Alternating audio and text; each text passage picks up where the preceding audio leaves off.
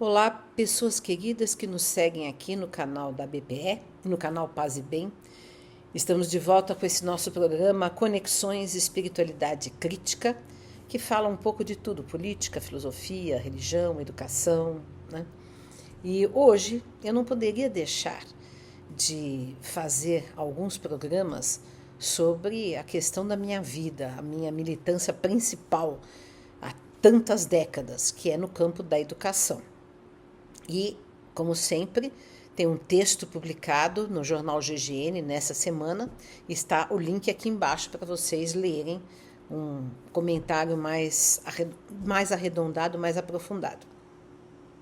Não poderia deixar de falar da educação, porque eu acho que a educação é vital, é essencial, é visceral para nós mudarmos o mundo, né?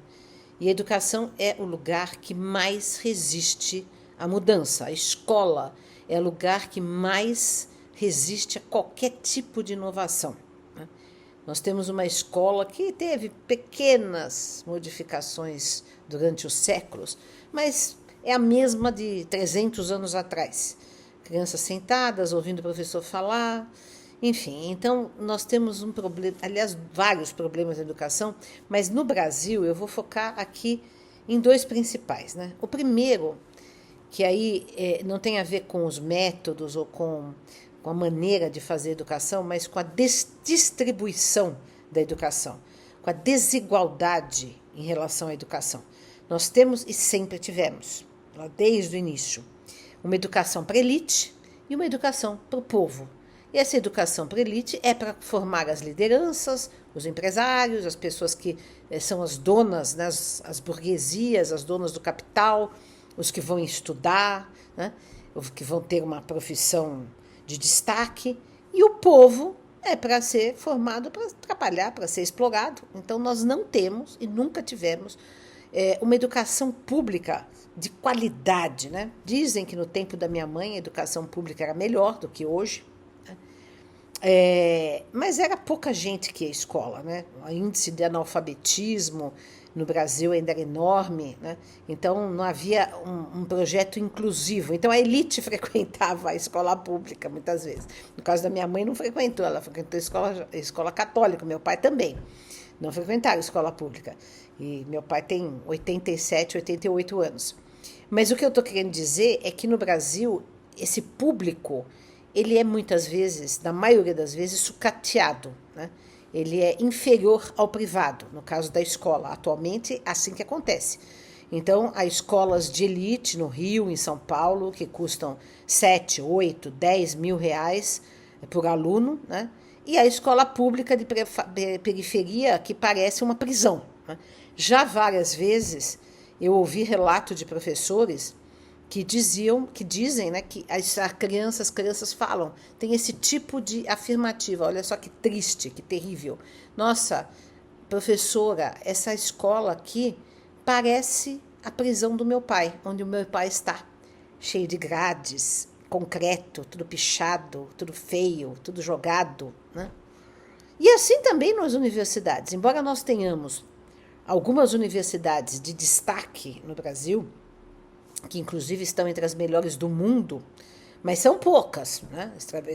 As universidades públicas, eu estou dizendo, né? Mas a maioria, eu já viajei antes da pandemia, eu viajava pelo Brasil afora e via as universidades também sucateadas, tudo caindo aos pedaços, enfim, né? Eu até falo no artigo que eu não gostaria, detesto fazer esse tipo de comparação, mas vou fazer. Vá visitar uma universidade nos Estados Unidos ou na Europa, tudo lindo, arrumado, bibliotecas magníficas, jardins, tudo lindo, né? E aqui não, né? É tudo meio sucateado, meio mal feito, enfim. Exceto aí 2, 3 universidades que têm realmente um destaque, que tem. E aí, quando tem um destaque, fazem um bom trabalho. Nós temos universidades públicas do Brasil que fazem um bom trabalho de pesquisa, de ensino, isso não tem dúvida.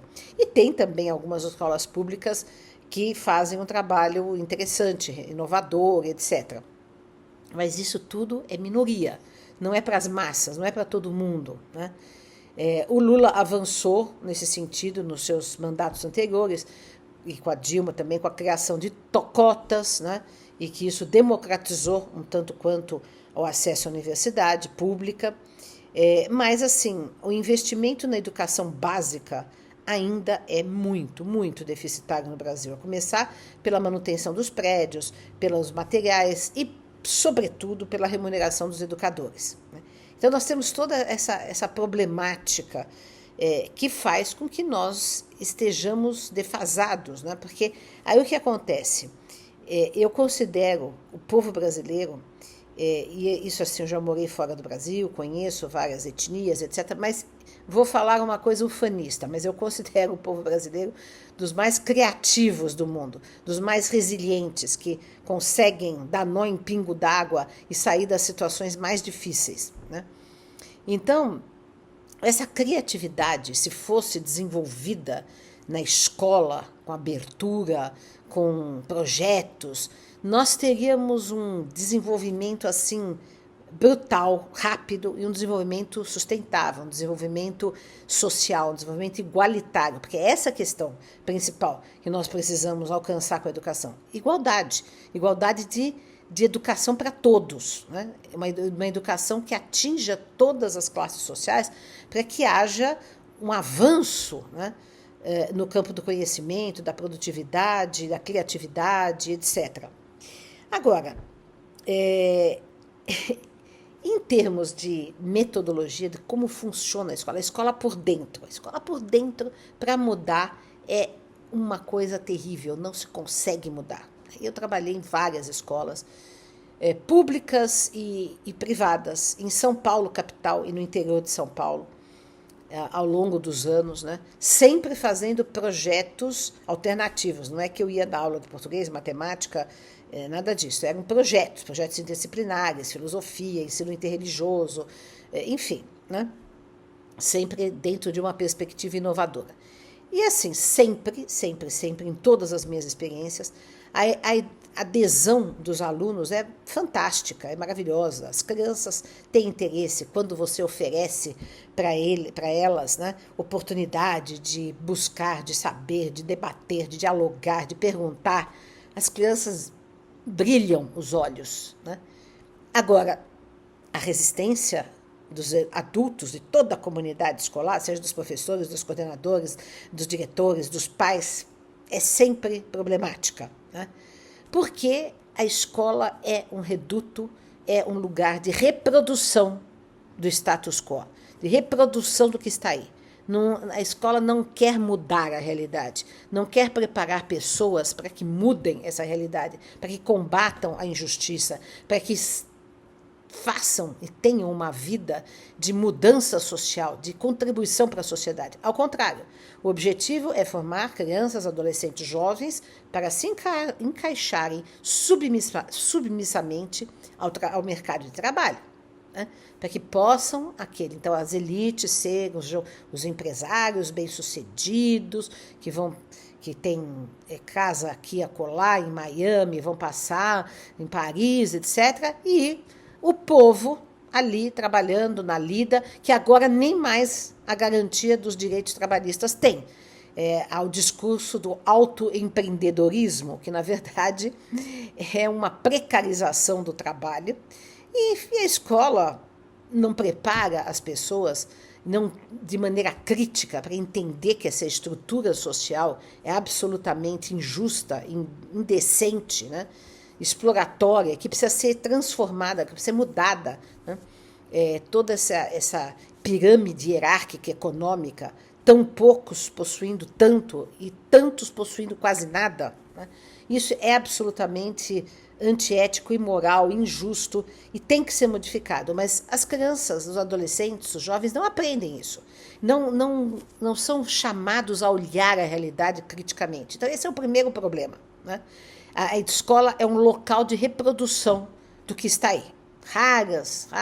Aí tem educadores que fazem trabalho consciente, mas aí são vistos pela direita como vermelhos, como comunistas, como esquerdistas, né? E aí tem movimentos vários, né, da extrema-direita de impedir que haja esse processo de conscientização, que não é um processo de doutrinação, entenda-se. Né? Pelo contrário, né, nós temos que fazer uma educação emancipatória, de juízo livre, de liberdade, de diálogo, de participação, de iniciativa própria, de protagonismo próprio. Não é protagonismo empreendedor. Né? Agora, todas as escolas têm empreendedorismo. Todas as escolas em São Paulo são bilíngues, português e inglês. É colonialismo puro, gente. Isso é colonialismo. Né? Todo mundo submisso ao mercado, submisso aos Estados Unidos para aprender inglês. Né? Quer dizer, temos que aprender espanhol, temos que aprender chinês, temos que aprender, sei lá, outras línguas. Cada criança tem que aprender uma língua que ela queira, que ela deseje. Né? Enfim, tudo tem que ser mais aberto, livre. Então, a escola tem que mudar a sua estrutura. A escola tem que ser crítica, a escola tem que ser baseada em projetos, em pesquisa, em diálogo, em debate, no interesse que os alunos apresentem, e não tudo engradado, pronto, fechado, desinteressante, que acaba matando a vontade de aprender do educando, em todos os níveis. Né? Quer dizer, a criança nasce e já de muito pequena, ela tem desejo, ela tem vontade, ela tem curiosidade de aprender, de saber, de interpretar o mundo, de saber todas as coisas. Mas a educação não responde às perguntas, ela impõe respostas prontas para perguntas que não foram feitas. Né? E aí gera um desinteresse, gera uma... E aí nós temos, ainda para complicar todo esse cenário, hoje nós temos a concorrência terrível das redes sociais, dos tablets, dos celulares, que as crianças então perdem completamente, ainda mais o interesse pelo estudo, sendo o estudo chato, desinteressante, não direcionado para o interesse delas, não ativo, não democrático, não participativo. Aí elas, obviamente, que vão preferir ficar no celular, no quarto, trancadas.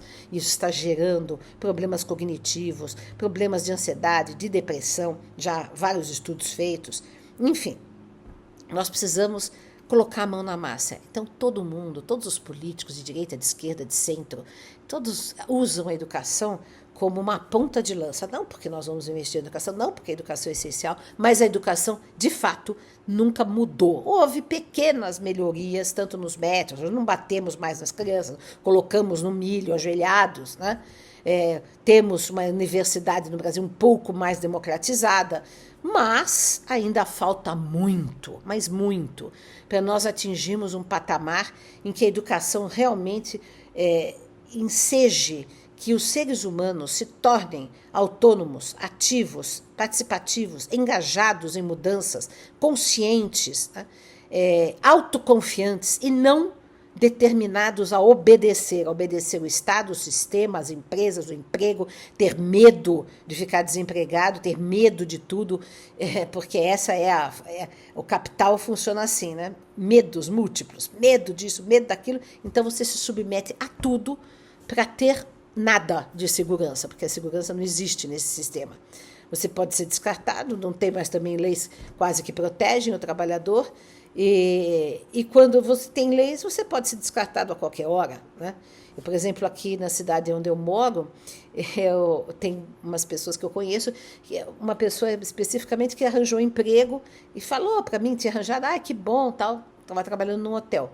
Depois de 3 meses, 2 meses, ela foi mandada embora, porque não passou, antes de passar o período de experiência, eles já mandam embora e contratam outro para não ter vínculo empregatício. Olha só que bonito. Né? Quer dizer, os mini empresários já se tornam exploradores. Imagina os grandes, os mega. Né? Então nós temos que mudar essa estrutura. Não é possível que o ser humano viva dessa maneira. E agora nós temos a questão da crise climática também, que isso tinha que ser trabalhado na educação. Algumas escolas de elite trabalham, educação ambiental, etc. Porém, não fazem a conexão necessária e óbvia de que essa ação predatória da natureza, ela é parte do sistema capitalista, que só busca o lucro, assim, enorme, sem limites, né? E que, portanto, tanto faz matar gente, explorar a gente, matar a natureza, tanto faz, contanto que meia dúzia tem um lucro, né? Tanto faz que agrotóxicos em massa tragam câncer para as crianças, para os adultos, para os idosos, tanto faz, contanto que o agronegócio dê muito dinheiro. Então é por aí que a coisa vai. Então isso é estrutural, isso tem que ser mudado na base. E a educação teria que trabalhar com esses dados da realidade. Teria que trazer, apresentar esses dados da realidade e não fazer uma perfumaria de educação ambiental, de plantar um feijãozinho, né? E não fazer uma perfumaria, né, de feminismo, tratar de 2 ou 3 mulheres que estão na política e ponto final. Não. Teremos que falar da violência doméstica, da exploração da mulher, da questão da maternidade, do estupro, de tudo. Então, tudo isso, infelizmente, o mundo é bem complexo e algumas pessoas até ficam chocadas de pensar, nossa, nós vamos ter que trazer tudo isso para os alunos? Vamos, porque esse é o mundo que eles vão ter que viver. E aí a gente tem que trazer a esperança junto, a possibilidade de atuação, a inspiração de pessoas, isso sim, muito importante, que trabalham para mudar o mundo. Então, por exemplo, agora nesse caso do Rio Grande do Sul, nós temos que ver aí os responsáveis, né? Os que exploram a natureza, os governos que não fizeram o trabalho deles, enfim. Mas, ao mesmo tempo, podemos ver a solidariedade do povo, podemos ver que é possível acreditar no ser humano como um ser solidário, embora muitos também não sejam, mas existem muitos que são.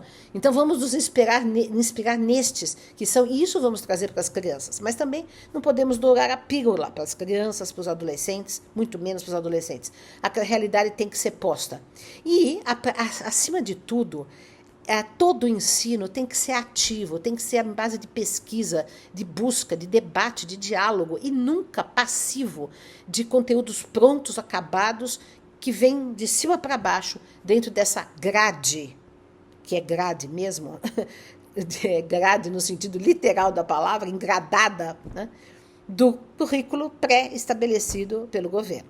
Então, gente, há muita coisa que fazer, há muita coisa que pensar na educação, mas a resistência é forte, porque os pais, os professores, as diretorias, a maioria estão coniventes com esse sistema. Ou se acostumam, ou não tem força para lutar, ou não tem